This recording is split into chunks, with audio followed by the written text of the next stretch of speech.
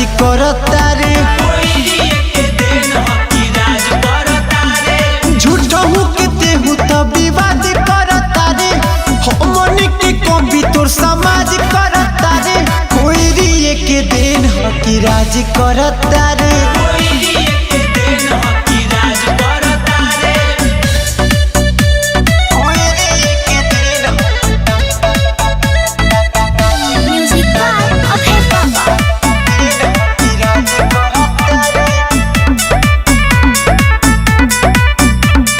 गावे गावे हमन के चलेला चारा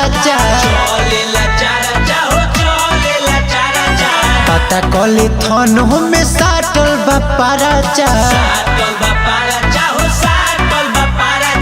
गावे गावे हमन के चलेला चारा पता कले थन में साटल बापारा हमारे से बेटा रंगा बाज बनता रे काले रहत तो दयाज बाज बनता रे कोई रिए के दिन हो कि राज करता रे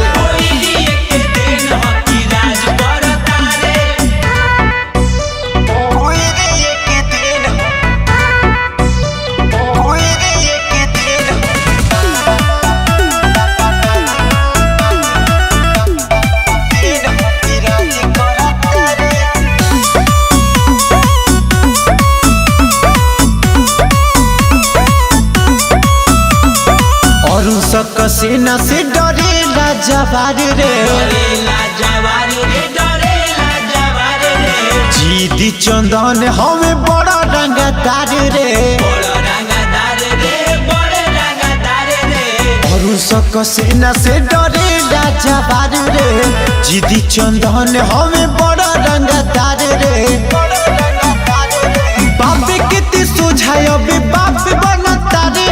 कोई के पावर के खाते जानता रे कोई रिए के दिन हो कि राज करता रे।